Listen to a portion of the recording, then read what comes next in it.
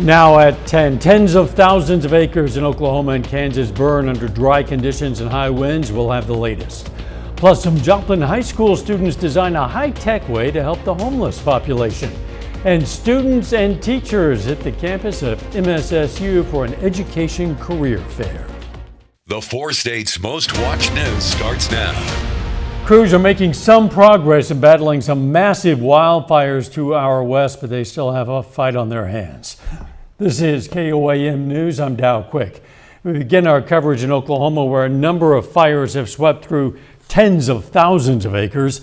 Nearly a third of the residents in the northwestern Oklahoma town of Woodward were urged to evacuate. Authorities have since lifted that recommendation. Smoke in some areas have impacted visibility and traffic.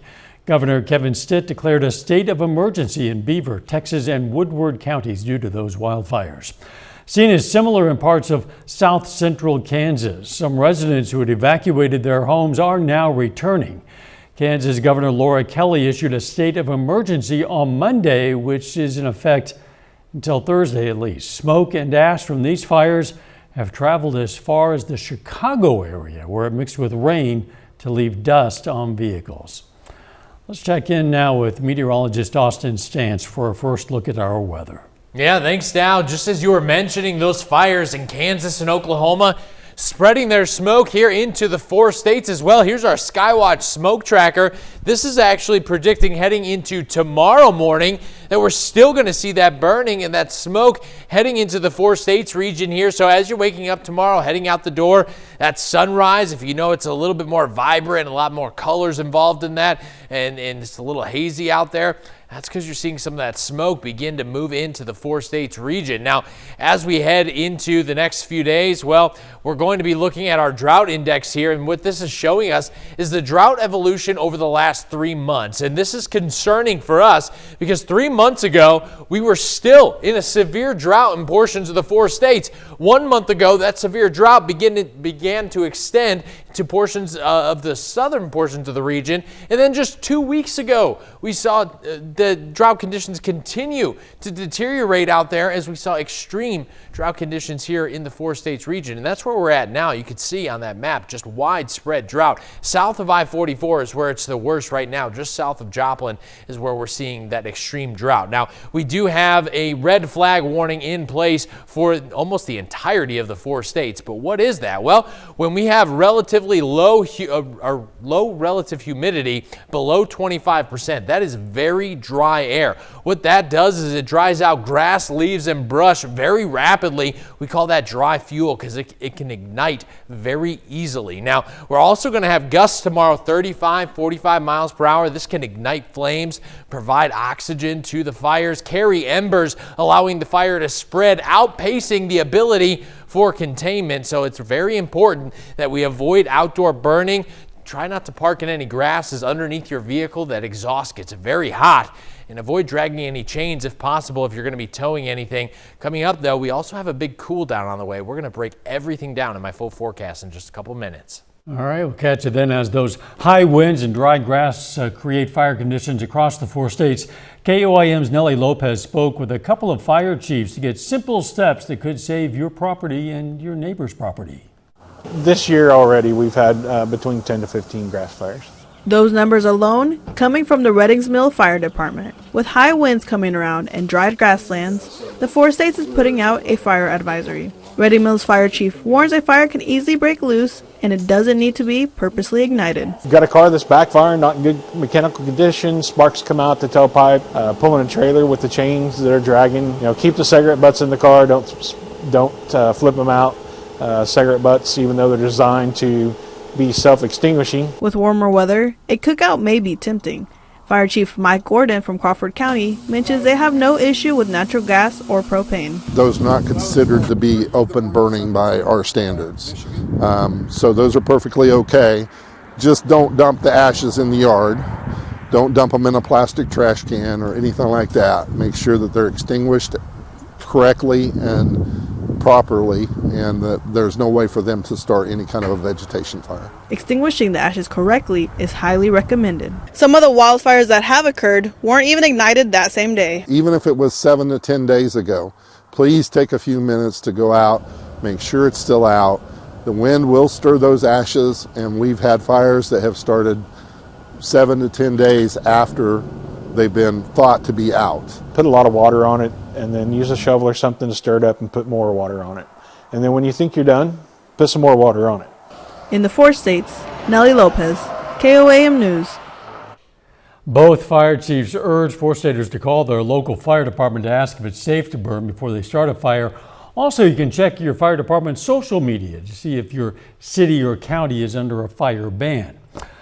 Joplin JAG students tackle homelessness with a new website after discovering resources were difficult to find.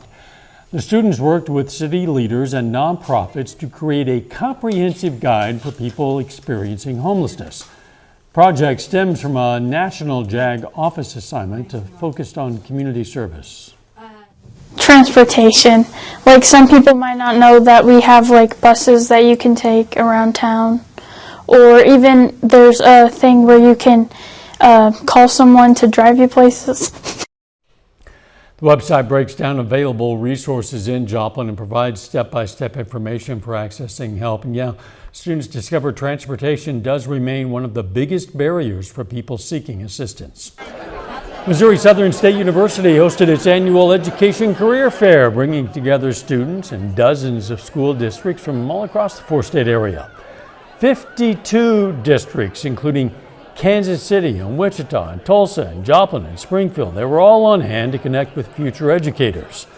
A wide variety of positions were represented, including elementary, middle, and high school teaching, as well as special education and early childhood. I think why the Education Career Fair is special to me is because we get to see students who've worked really hard for 4 straight years in gaining competencies in curriculum, and now they get to connect with employers and start to learn how they get to apply those skills from the classroom into their own classroom in the future. And that's what excites me about the Education Career Fair. The fair is a chance to meet employers face-to-face, learn about different districts, and start turning the skills they've built over 4 years into careers of their own. Coming up, residents in Vernon County learn more about a proposed hospital district and the potential cost.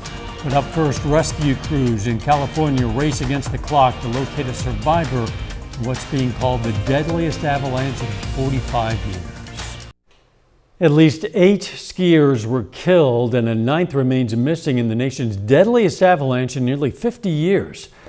The incident unfolded yesterday on a mountain in the Lake Tahoe area. Ashley Sharp has more. Rescue crews have found the bodies of 8 backcountry skiers killed in an avalanche near Lake Tahoe. The group was taking part in a 3-day guided ski trip in the Castle Peak area when intense storms moved in Tuesday, dumping several feet of snow. 8 of the 9 additional skiers have been located deceased. We are still looking for one of the members at this time. 6 additional members of the group were found alive after reportedly seeking refuge in trees. They were sheltered. They had themselves already started, looking for their teammates and their clients that were missing in the avalanche. Authorities are continuing to search for one remaining skier. Sheriff's officials say they presume the missing person has died due to the weather conditions on the mountain. This week's avalanche is the deadliest in the U.S. since 1981, when 11 climbers were killed on Mount Rainier in Washington. An avalanche warning was in effect for the Tahoe region on Tuesday, with high risk noted at any elevation. It was reported by the individuals that survived that they were attempting to go out as a group, that someone saw the avalanche, yelled avalanche, and then it overtook them. The Nevada County Sheriff says recovery teams will not be able to head back up the mountain until the weather clears, which could take several days. Ashley Sharp, CBS News. 2 of the avalanche survivors were taken to an area hospital for treatment after they were rescued. That avalanche is being called the deadliest in California history. Vernon County residents got a chance to learn more about the proposed Vernon County Hospital District at the Nevada Community Center. Members of the Nevada Regional Medical Center Board were on hand to provide information and answer questions about having a countywide hospital district could do and what their tax dollars would go toward. Going to hit some people in the pocketbook more than just a regular sales tax. And so that's where the concerns are at. And hopefully we can help those folks feel more comfortable, and we can help them see the value in having a hospital. And hopefully, at some point those taxes can go back down. Vernon County Commission approved the measure to go on the April ballot back on their February 3rd meeting after a petition in favor of creating that district receives enough signatures. A little later, a study showing what day of the week is best to buy the cheapest gas. And extreme drought conditions, gusty winds, and dry air are setting up a dangerous Thursday. We'll talk all about it coming up. Here's your Skywatch weather forecast from the trusted Roper Kia Weather Center. Well, we got some forecast changes ahead, but believe me, it sure felt like spring out there today. 73 degrees was our high, our average 51. Here's our record 78, only 5 degrees shy of that. Our sunsets now after 6 p.m. officially. Our sunset today at 6:01 this evening. Now it's 10:16 in the evening right now, and temperatures are still in the upper 50s. Winds directly out of the south here for us. Taking a look at our Indigo Sky Casino and Resort Cam. Mild evening, mostly clear out there tonight. Temperatures are going to be falling to right around 54 degrees, but winds will begin picking up as we head into tomorrow. That is concerning for us, and that is actually why we have a red flag warning in place. That's just one factor, those wind gusts. But take a look at how extensive this is. A large portion of Missouri down into Arkansas, Kansas, Oklahoma, Texas, Colorado, New Mexico. My goodness, does that extend far across a far portion of the United States. Now, our Skywatch storm tracker showing us here that our red flag warning extending through Thursday at 8 p.m. So what's going on there? Why do we have that issued? Well, first case is we have some very dry air on its way in. As we head into tomorrow, we're going to see dry air or relative humidity drop below 20% in some areas. So Veneta, 19% here. What that tells us is that there's very little moisture in the air, that the air is, has very little moisture available. Now, with that being said, this dry air allows for an enhanced fire risk because it's going to dry out grass, brush, leaves, any sticks you may have laying around out there. And then what we're going to see on top of that is wind gusts coming in from the south here, gusting 45 miles per hour at times. So you've got extremely dry air. You've got gusty winds there. That's giving us our enhanced fire risk, prompting that red flag warning, because anything that could ignite very easily is likely to spread rapidly with these wind gusts as we head into your Thursday. Now, you add all that together, and then also the fact that we are already in an extreme drought in portions of the 4 states region. That's not a great setup. So we have a fairly dangerous setup Thursday. Temperatures overall are very mild. We're going to see cloud cover maybe begin to pass through during the overnight hours into the morning, just a passing cloud or two. Temperatures in the upper 50s here. We'll see mid 60s by Thursday at noon, but then a cold front begins to move in. Temperatures are going to be on their way down Thursday night in dramatic fashion as well. Below freezing, Joplin 27, Columbus 26, Fort Scott 26, Neosho sitting at 27. So it's going to be a fairly chilly start for us on Friday. Make sure that you have that winter coat ready to go. You start the car early, get the heat on out there, because it is going to be a temperature shock. We've seen multiple days in the 70s, and now we're transitioning. Now, temperatures will warm up above freezing, 49 on Friday, 48 on Saturday, but overnight lows below freezing there, which isn't something that we've seen lately. Now, these temperatures are near average, slightly below, but then we're going to creep our way back up into the 50s and then the 60s, so we get back to above average temperatures, but we've got some concerning potential heading into Thursday due to that enhanced fire risk. All right, we'll stay aware. Thanks.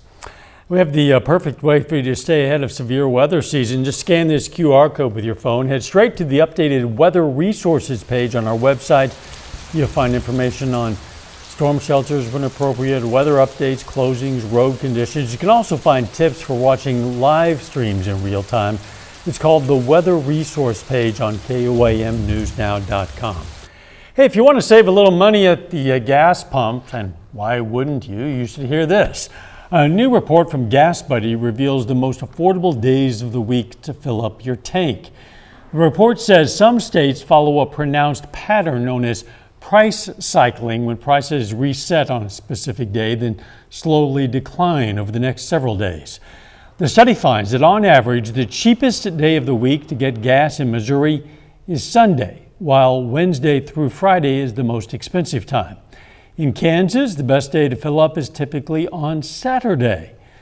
Gas Buddy says on average, drivers can save 4 to 9 cents per gallon by purchasing gas on the lowest price day of the week. Planning a trip soon? Well, Expedia's 2026 Air Hack says Tuesday is now the cheapest day to fly domestically, while Fridays are the cheapest for international flights. Expedia says Friday is also the best day to snag the cheapest fares, and August is the cheapest month to fly internationally, saving travelers on average close to 30% over flying in December. Still ahead, another week, another trio of Pitt State track and field athletes earning weekly honors. Find out who coming up. And athletes across the 4 states continue to sign the dotted line to play collegiate sports. We're going to hear from signees in Labette County next in sports. Signing season is never over as athletes continue to put pen to paper. In Labette County, 7 athletes signed their national letters of intent to continue their athletic careers on Wednesday. Starting with a pair of volleyball players, Anne-Marie Baker and Malaya Broadwell, the duo. They're staying home to play together at Labette Community College. 2 softball players signed as well, starting with Avery Duvall, who is headed off to Fort Hays Tech Northwest, and Carson Moore, who's on her way to Southwestern Christian University. My friend was going to go there, and that got the coach drawn to me. And she had been sadly passed away, but I knew that in my heart that I felt at home there. A little nervous at first making this decision just because it's hard. Being a student athlete is hard, but I knew that with all the support that I had from all these amazing people that it was going to be a smooth ride. It was kind of emotional. I kind of wanted to tear up, watching my teammates sign to, I have 2 teammates signing to play volleyball. I wanted to cry for them. It's super exciting. They've wanted to play at the next level for a very long time, and to be able to play close to home and with the coach that I've known for a long time and with teammates that I've played with before, it's very exciting. On the gridiron, 3 more Grizzlies are continuing their careers, with another pair of teammates deciding to stick together at the next level. Michael Reed and Kagan Bates, they're both headed to Butler Community College. Bryson Dickens, on the other hand, has decided to be the newest offensive lineman for Coffeyville Community College.